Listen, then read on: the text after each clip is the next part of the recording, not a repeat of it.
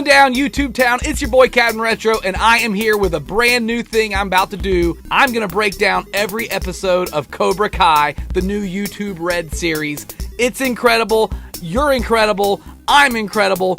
Let's make some incredible stuff and talk about an awesome show. There are spoilers. If you have not seen the series, stop watching this right now. Let's not talk about it. Go watch the series. Right now, YouTube Red is free. It's $9.99 a month technically, but for your first month, you get it for free, so you can watch every episode of Cobra Kai for free.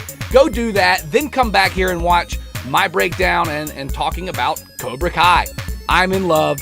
I hope you are too.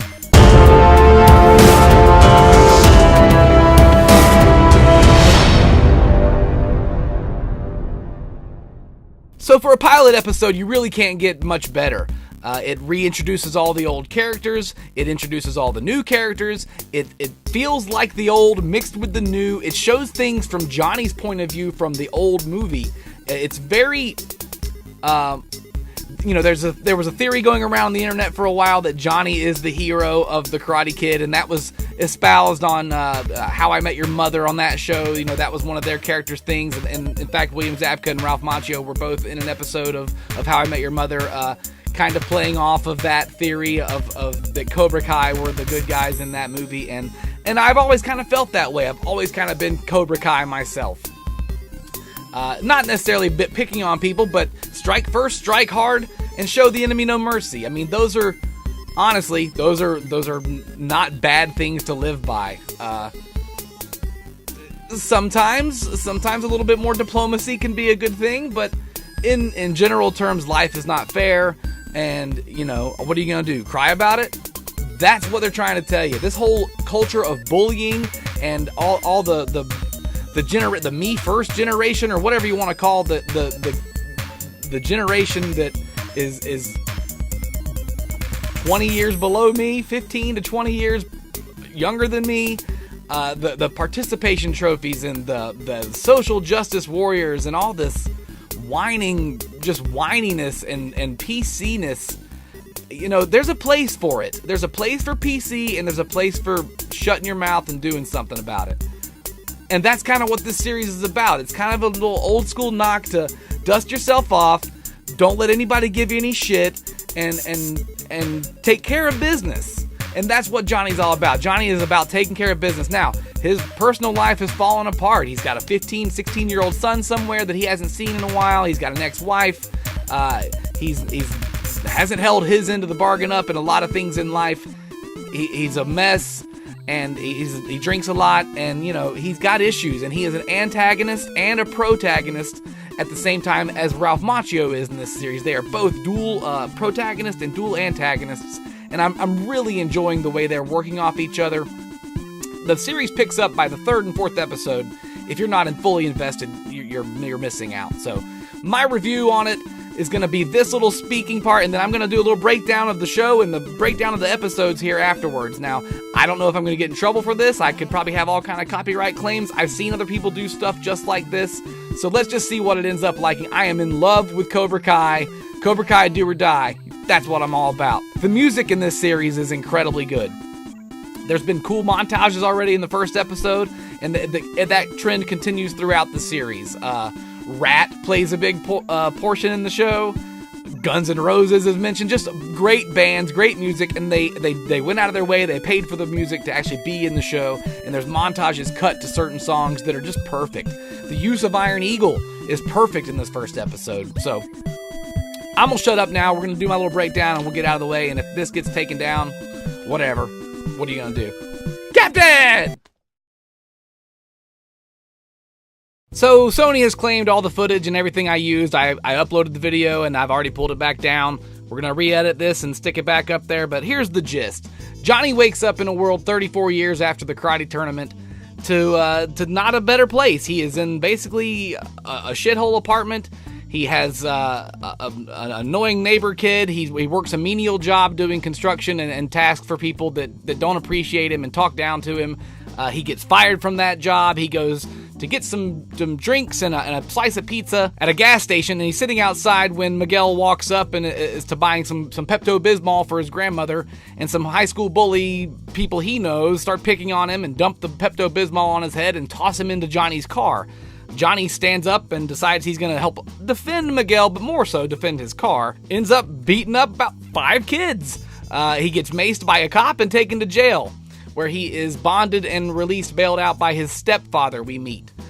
His stepfather has a nurse and seems to be a crotchety old rich jerk and attempts to buy Johnny off. Johnny tears the check up and tells him he'd rather, he never wants to take his money, he never wanted his money. He doesn't need that in his life. We find out that Johnny has a 15-year-old son that he hasn't spoken to in a while. He's got an estranged wife. Johnny's not doing so well. Whereas Daniel, on the other hand, is doing fine. He's got a couple auto dealerships. He owns Larusso Auto Group. He's got a wife. He's got 2 kids, an older teenage daughter and a younger son. And it seems that he has the perfect life, and it keeps, in the very first episode, keeps being interrupted. Johnny's world keeps being interrupted by Daniel. Whether it's an advertisement on a billboard or a television commercial or a radio spot, it just keeps every time, he thinks something is going on, maybe his life's going to change, something better, boom, there's Daniel's face again. He just can't get away from the guy. Long story short, he goes on a night of drinking, and through a montage set to Head Games by Foreigner, he's thinking about his past, he's thinking about his life, and he ends up driving to the All Valley Arena where the fight took place years ago, and he's reminiscing and not having a good moment. He's thinking about John Kreese, his former teacher, his Miyagi, choking him out after the tournament when his car is hit while parked in the parking lot, and these teenage girls he sees drive away. They leave his car. It's a hit and run. They drive off. He has to call a tow truck. The tow truck inadvertently takes the car to the Larusso Auto Group. So he has to go try and get his car back before they do any work on it. He doesn't want Daniel touching his car. And when he gets there, it's too late. The car's already been in the back. They got to do some processing, and Daniel sees him. And the first confrontation between Daniel and Johnny takes place. And it's magical. It's great to see them together again, but you can feel the tension. You can feel the slight arrogance that Daniel now has. He is in a much better place in the world, and he does a little bit of talking down to Johnny, but not terribly. He knows what to do. Daniel's a good guy, and in heart, Daniel is a good person, and he may have become a little bit more conceited and a little bit more arrogant and a little bit more powerful in his older age in his business world. He's got some cronies and some lackeys that definitely know his stories about the karate tournament, but he seems to be a good guy, and he tells Johnny that he will fix his car for free. It's going to be, worth more to fix it than it's worth, and his guys could use the training on an older car. So Johnny reluctantly agrees, and Daniel hands him a bonsai plant, and then Daniel's daughter arrives. And we find out that Daniel's daughter was in the back seat of the car that hit Johnny's car. And when Johnny sees this, he's had enough. He's had enough of everything that's gone on today has been a terrible day. He walks outside, he slams the bonsai plant that Daniel gave him on the way out the door, because everyone gets a bonsai plant at Larusso Auto, and he slams it on the ground, and he decides that earlier in the day, Miguel had asked him to help teach him some karate, teach me what you know so I can defend myself, and he told him no. But now he's decided he's going to change his mind. He's going to open up Cobra Kai karate again. Daniel makes a reference that, the world is better off without Cobra Kai. We know it wasn't your fault that you were such a dick, that Cobra Kai caused all that, and the teachings of Cobra Kai, and Johnny doesn't really feel that way. Johnny feels like, maybe Kreese was a dick, and he didn't really realize that until it was too late, but the teachings of Cobra Kai, strike first, strike hard, no mercy, are kind of they're kind of needed in this world. This world has lost some of its aggression, and maybe people need to stand up for themselves and learn how to fight back. So that's what he decides to do. He's going to open up the studio again. It's a really great way to start off the show. It's a great pilot episode. All the characters, they really hit their marks, and everybody feels like, you feel like these people, and you've missed them for 30 years, and you're getting a peek back into their world, and it's really good. The second episode picks up right where the first one ends off, and it still feels like it takes place over the course of about 15 to 20 days. It may be longer than that technically, but it's not very long from the first episode to the 10th episode, and it was just an easy watch, a breeze. Lots of well-done nostalgia. Not nostalgia for the sake of nostalgia, but throwbacks and tie-ins that that are more of a boomerang shot. Like, you know, it was thrown originally back in the 80s and now they're going to catch it again, but they're not going to call attention to it. There's no, like, you know, it's not cheesy. It's not done cheesily. It's very well done. And that's going to do it for my wrap up of the first episode.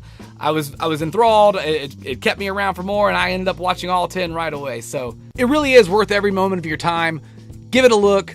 Give it a watch. Let me know what you thought in the comments down below. Like, subscribe, and comment, all that jazz. Captain will be doing a lot more of this as long as it doesn't get pulled down. We'll see. Hopefully I'm allowed to do these kind of things. It's just a series breakdown, a show breakdown. I'm not trying to steal anybody's content. I can't get paid for this shit. Captain! Captain Retro, it's the Captain Retro Show.